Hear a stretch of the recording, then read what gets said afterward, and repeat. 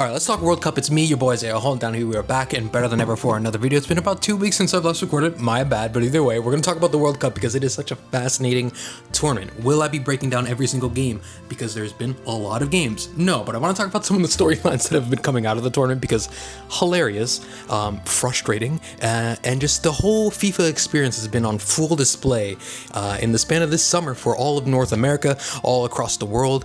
Who is hosting, you ask? In case you didn't know, United States, Mexico, and Canada, the big three of North America, have indeed been hosting this event. And as we are winding down, we are, I think, when I'm recording this, entering the quarterfinals. So that gives you context of where we are in said tournament. If you're asking yourself, why are you wearing a Canada jersey? Are you Canadian? I'm not going to answer your question, but I do think it's fascinating, some of the storylines. But I want to start off the video with the moment of being sincere and offering my condolences to any of the ladies of Cape Verde, Brazil, Mexico, South Korea, and Australia, and a plethora of other countries, Iran, Iraq, everyone that's going through a tough time. Come on, I got you. You need a shoulder to cry on. Nothing is more intriguing than a douchebag and a mullet, so I got you covered. But either way, shout out to everyone that has participated in the tournament. But I do want to think there's one thing I also want to address here. As someone that works in sports, the most mind-numbingly annoying phrase on the freaking planet is, I'm not a soccer expert, but, and then insert said opinion. If I hear that one more time, I think that's my 13th reason. I think I've seen enough experiences in life to, you know what, that's it. We're going to call it a career. We just made it to another birthday, and that's it. It's been a great run. But if I hear that phrase one more time, I think it's it. I don't have much more fight left in me if I have to hear that again. And then hear some dumbass opinion for like 30 minutes or 5 minutes, 7 hours. I don't care how long it is. But if you preface anything in life by saying, I'm not an expert, but here's my opinion, why would I ever want to listen to you? And I don't need you to preface it. If you weren't a soccer fan, you don't have to talk about soccer. If you weren't a soccer fan, but you want to weigh in on a soccer conversation, just say your opinion. But if you start out with saying anything, if a doctor, or if some random guy was like, I'm not a doctor, but here's what I think you should do to combat diabetes. Why am I taking your opinion? So instantly, it just deletes any ounce of credibility, and that is so freaking annoying. So please, stop that. And we're going to move on from that because, once again, this close, I'll jump. I'll put the, we'll give it a shot. All right, no, I'm just kidding. BetterHelp.com, your boy. Use my promo code. I'm not sponsored at all. Who would sponsor me? But I do want to talk about a plethora of storylines that have come from the World Cup because it has been a fascinating tournament because I feel like the U.S. was in the midst of a babyface run. For those who don't know what a babyface is, it's kind of like the hero, someone you cheer for, because for the longest time, it felt like we were very much the heels of the world. Like a lot of people hated on the U.S., and I think there's a lot of valid reasons for said countries to hate on the U.S., okay? That being said, it felt like having the World Cup in the United States as well as Mexico and Canada, a lot of people traveled here, and there's a lot of storylines in the news across the world, like the U.S. is unsafe, the U.S. is craziness, the U.S. is racist, all those things and then some, right? But as soon as the people got here, it felt like there was a lot of people got to experience the U.S. for the first time, and we got to see people experience the U.S. for the first time, and I think a lot of people were left thinking, man, this country isn't too bad. Hey, the food's kind of freaking lit, all right? You had a bunch of people from Japan, from Germany, from across the world trying like American barbecue for the first time or experience some type of American culinary cuisines because once again, in America, in the United States, Canada as well, and I'm assuming maybe in Mexico, but there's a fusion of a lot of different types of foods that you can get here. It's not just American barbecue that is through all 50 states. It is a wide variety of all different cultures. So a lot of people got to experience the melting pot of food and traditions and people that is the United States. And everyone was thinking, man, this country's kind of sick. Like the people are awesome. Like this is such a great experience. And we got to see it through the power of social media, which I think is an absolute dumpster fire most of the time. But during the early parts of this tournament, I think that was one of the coolest things is you got to have people kind of change their opinion in real time and think, man, this place is sick. Not eating that. Why? You a vegetarian?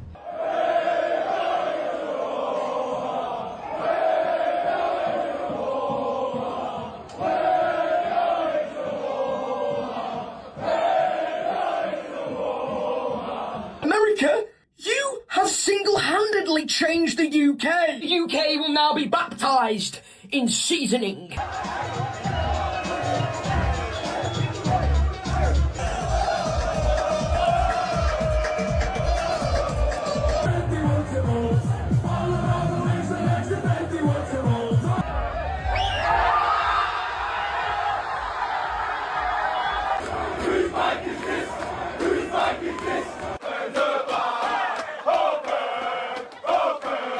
And these people are so nice to us. They've welcomed us with open arms. And that is the best part of the country. It's not infrastructure. It's not politics, obviously. But it's the people. Because I genuinely think because we are such a melting pot of human beings. Now, obviously, in any country, in any side of the world, you're always going to have terrible people, annoying people, awful people, racist people, the absolute scum of the earth. We get that. But for the large part, right? At the end of the day, I think most Americans, my fellow Americans, I just want to say, I don't know what this is, but I just want to say that I think it was an eye-opening experience for a lot of people that they assumed every single American was like this evil colonizer that hates anything foreign. I want to say, at least, for the cities that we're hosting, the Kansas cities of the world, the New Yorks, New Jerseys of the world, the Californias, the Seattles, the Miamis, Texas in some parts. I think that there's a large people that were just like, everyone isn't as bad as what the news media wants to tell us. And I think that people have the assumption that just American news media is an absolute mess, but I think news media internationally is a chaotic mess. And then you have the dumpster fire that is social media that obviously can give you good in these moments, but also give you bad. And I think social media had us labeled as bad people. The news around the world probably had us labeled as bad people. The people are great. The people are awesome. The people are nice. They're welcoming. Politically, we are a dumpster fire, and we are an absolute mess. And unfortunately, we have to accept that that is part of the story for us. But our people, some of the best people in the world. So I think that has been a beautiful storyline to come out of the World Cup. And I think hopefully people continue to see that. And maybe they look at the US in a different manner, internationally at least. But I do think the problem here is that, of course, it is the World Cup. And there is controversy and scandal and corruption, which is a funny video I'll put right here. Corruption is not bad. Corruption is only bad if I'm not involved. Yes. But if I'm part of that corruption, I'll defend it. Shout out to corruption, but I do think it is unfortunate that we were on this babyface run, bro. But for whatever reason, our leaders, both FIFA and the United States, decided to wiggle their ugly hands and fingers into this conversation and destroyed any type of progress that we made in being a babyface. Because I feel like we were this close to ultimate babyface. We were John Cena levels, okay? Then we turned heel. We had to interfere. We had to overturn this red card scandal with Balogun. And yes, was it a red card? No. Okay? But the timing of it was an absolute mess. Donald Trump speaking about it was an absolute mess. Everything about that whole buildup was an absolute mess. And what made it worse, after all this controversy of trying to get Balogun back in the game, and for those who don't know, context, Flo Balogun, soccer player for the United States, gets a red card. Because he gets a red card, he doesn't get to play in the next game, which would be against Belgium, which they lost, by the way. But, so he doesn't get to play. Days go by. Everyone's assuming, all right, Balogun's not going to play. Literally, a day before the game, they're like, hey, so we kind of talked with the president, and actually we didn't really talk with the president, but we did talk to the president, but also we have this section of our own decision makers. It's independent though, it has nothing to do with FIFA, and they came to the conclusion, and there wasn't new video evidence of the foul, but it took us a few days to come to the conclusion, so we're gonna kind of screw over Belgium here, and just like, deal with it, all right? Oh, Belgium, you want to appeal it? Nah, we're good. We've already overturned it. Now, I want to preface this, right? It was not a red card. He probably should have been playing in the first place. Bad call from the refs. What is annoying, once again, and what labels us as just kind of being the douchebags of the world, and game recognized game, mullet, mustache, earring. I know what a douchebag looks like. We're kind of the douches at the world stage, but the timing of it was fascinating. And obviously, once again, anytime you involved you know what? The most polarizing, but no matter how you voted, it doesn't matter. The most polarizing president that we've ever seen, right, is involved with this decision somehow, some way. He talks about it in a press conference. If he didn't say a single word, I don't think many people would care as much. If this red card was overturned the next day or hours later, nobody would have cared and everyone would have agreed. But now you've waited days to make a decision, and you've also involved a president that naturally anything he does is incredibly polarizing. Now you've just created a scandal that didn't need to happen. The tournament was going great. Everything was like we were baby faces. We did it. We changed the narrative. And instead, everything was destroyed in real time. And the entire world was once again rooting for the U.S. to lose. And boy, did they lose. Balogun didn't score. Belgium destroys the U.S. 4-1. The United States did not look interested at all in playing soccer that day, which was fascinating because they were playing great in the group stage. Now, obviously, competition is different once you get into the knockout rounds, but you would expect a little bit more fight, like you saw how Mexico looked. I would even say Canada looked better in a 3-0 loss to Morocco. And they didn't have their best player. Davies was injured, not playing. And the first half was 0-0, The U.S. kind of embarrassed us, the U.S. national team. And I think it's fair to say at this point, we've seen enough evidence that any time the United States President Donald Trump touches anything, it seems to burn and burn rapidly. The Knicks were on an incredible win streak. He shows up at MSG, they lose. He doesn't show up to another game, they win the NBA Finals. Donald Trump, not really a soccer fan, gets involved with Flo Balogun coming back into the lineup. The world rejoices, or the U.S. rejoices. They went undefeated, or not undefeated, but they looked really great in group stage. They get embarrassed in the knockout rounds as soon as he gets involved. I think we've seen the evidence. It's time to call it, guys. The guy's washed. All right. That's my thoughts. We'll move on, though, because I do think another fascinating storyline in regards to the World Cup, especially in the United States, is the idea of getting the whole country involved on this sport. Because obviously, for the longest time, I feel like soccer's kind of been looked down upon. Like, oh, we don't do that over here in America. We only do college football and we only do the NFL. And when we do the NBA, we're going to be very angry about the NBA and say how terrible it is, but then still end up watching the NBA. And baseball, I don't know. For those who watch baseball, you do your thing. That is a sport I could go the rest of my life without just seeing, watching, or hearing a single thing from it. As far as I'm concerned, we can shut down the league. Wouldn't bother me one bit. Regardless, baseball's doing the thing. So if you're a baseball fan, do your thing, shawty. But the idea of growth of soccer in the United States, I think, was fascinating because it was a sport, obviously, that was just trying. Everyone just took giant dumps on it 24/7. But this World Cup is in the United States and Mexico and Canada. And obviously, when something is going to your country, you're going to be locked into it, I think. And a lot of people were. And you kind of felt like this real-time narrative shift on soccer where a lot of people are like, I don't understand the rules. Oh, I don't know. Well, they don't score enough, but you watch baseball. But it was always an excuse of, yeah, buts when it comes to soccer. But I feel like with this tournament in and the early success of the United States, a lot of people were locked into the tournament. As I see, so random side note, I have another office chair right there.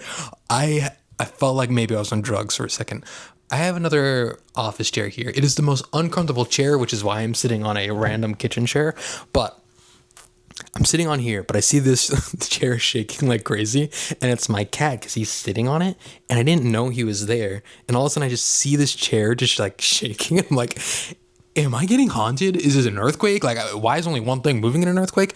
regardless, as I almost pooped myself, the U.S. I think is invested in, at least in the world stage, when it comes to international competition, is that they've really enjoyed this tournament. And you saw it in the TV ratings for Fox in itself in this most recent game, which saw the U.S. get completely destroyed 4-1 by Belgium. 36.9 million viewers peaking on Fox, which I think is insane because obviously that's breaking numbers for NBA, for MLB. Like that's competing with the top leagues here. And I think this tournament showed that Americans can lock in to soccer.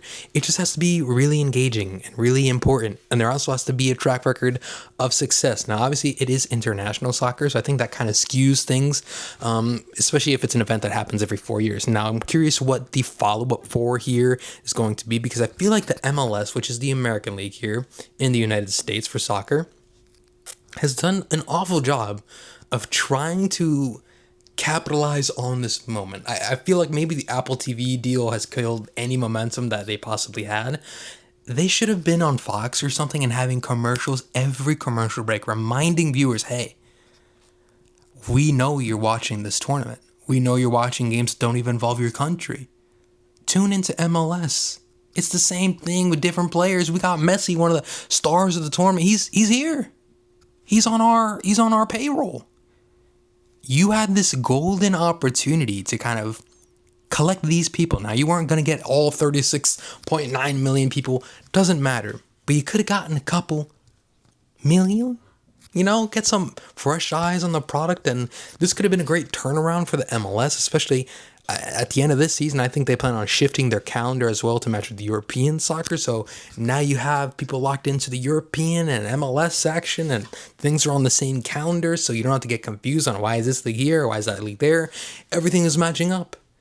And you kind of just, have you heard anything? No, which I think has been fascinating. But other storylines here, but also when it comes to viewership as well in the United States, I'm assuming Telemundo's got to have at least another 30 million. So 60-ish, 70-ish million people tuned into that game last night, which is, wow. That's a lot of fucking people. And that's just in the United States. I can't imagine what the numbers were in Canada, in Mexico, South America, across the globe. When the World Cup is happening, people are watching. But another storyline that was fascinating to really discover was Freddie in Germany. He's his user on X, and he was kind of live tweeting everything he experienced in the United States as he's coming from Germany, and he took over the internet, which I didn't know. A lot of these storylines, I was not, I feel like sometimes by deleting Twitter off of my phone, I'm kind of 2 hours behind everyone when it comes to news. So that's why, when I'm at work, I got my computer, and then obviously I can log into Twitter that way, but it's not on my phone, and I don't plan on ever putting it back on my phone, because I think it is, you can't just open up an app and see someone dead. I'm good on that. I think murder, hey, once again, I think I've said it before here, death, pretty bad. Murder, pretty bad.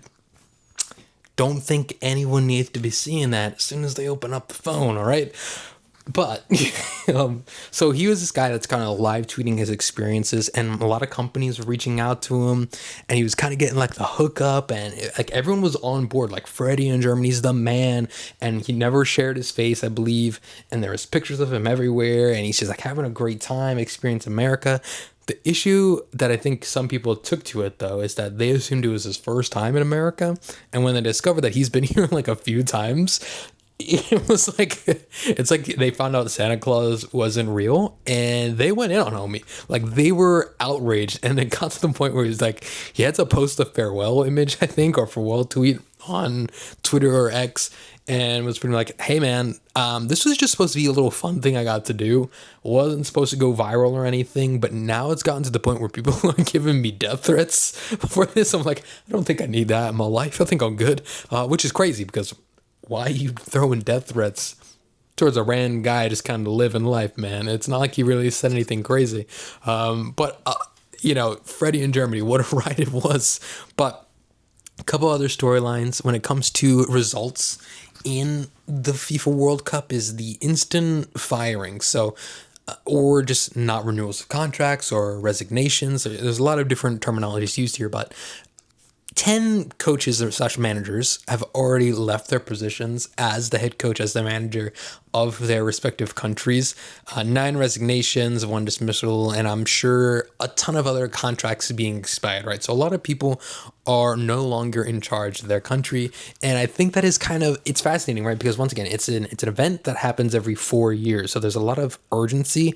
And if you don't really have success in your first run with your country, it's hard for them to really commit to you for another 4, especially if you show nothing. So the idea that there is a fast turnaround and quick firings and such like that from this tournament is really no surprise. And obviously there's other world events such as the Euros or Copa America. Like there's a bunch of other international tournaments that go on, and they are obviously used for their services there as well. But I feel like if you don't succeed at the FIFA World Cup, I don't know why I keep emphasizing the FIFA part of it, but typically you're going to be fired, and I understand that. But what I don't understand though is kind of the how people are treated afterwards. Like, it's one thing to get fired, but I do think it's another thing where people are getting death threats or they're getting things thrown at them. But Uruguay lost, right? And they were a top-ranked team, expected to at least make it to the knockout round, blah, blah, blah, blah, right? You don't need the inner details of that. But they lost early and they didn't meet expectations. And obviously, with a lot of professional athletes, you're getting charter flights from your country to country. Like, you're getting the all-time treatment. But I did find it fascinating that the Uruguay Federation of Soccer, I'm not sure what the official name for them is, but I'm assuming that's what it is. They had their charter flight, and allegedly, reportedly, they canceled the entire team's charter flight back home. So they all had to book their own commercial flights back home, which is like, damn. Like, I've been training, we've been working hard. We just, we fell short of the goal. Feel like you could have just let us go home. That'd be all right with us. But I do, that's how seriously people are taking this tournament. And then I think the more egregious one was Hung Myung-bo, the South Korea head coach. Fascinating. So South Korea was an exciting team to watch because I felt like they played with such aggression and they were fun, but obviously didn't make it to the knockout stages. They were knocked out in group stage, and another team that was expected to at least make it to the knockout round because they have enough talent to do so, right? They didn't do that. So obviously the team, Hung Myung-bo, go back to Korea, and they're out here booing this man. The president is calling for an investigation on the entire soccer team because they didn't meet expectations. It has gotten so bad for Hung Myung-bo that he had to leave the country. Legitimately, it's one thing to get fired. It's one thing to issue a statement sorry guys, we didn't meet your expectations. We're all disappointed, blah, blah, blah, blah. I resign type of deal. This man had to flee the country because of all the threats he was receiving online. I just want to remind everyone, whether you're in the United States, South Korea, Cape Verde, Argentina, this is a soccer game. No one needs to die over soccer. And now I get it. International soccer, big deal for a lot of people. But I think for a lot of people, once again, it's just a game. We're all just trying to have fun. We're all just having a good time. Just look what happened at the end of England and Mexico. I love the videos at the end of this game because before it, Mexico, England, rivals. But they're having a great time. They're like, man, that's going to be a great game. Now, during the game, they're very much like, hey, we're not talking to each other. At the end of the game, back to, you know what? Go win the tournament. Happy for you guys. Celebrate this. It's back to party time. That's what it should be. It's a celebration of sport. It's a celebration of culture. So let's not boo people. Hey, let's not try to kill our coaches or the players or anyone involved on said soccer team. Let's relax, everybody, all right? Another random thing, shout out to the Norway Row, Erling Haaland. That's been cool. But overall, the tournament has been awesome. The World Cup has been great, and I think it's been an overall success, barring just a random corruption storyline in the middle of the tournament. Regardless, I'm sure it is FIFA. We'll probably get hit with more corruption and more controversy at some point as this tournament winds down. But either way, that's been the video. That's been my thoughts on the World Cup. We didn't really talk about much of the games, which is great.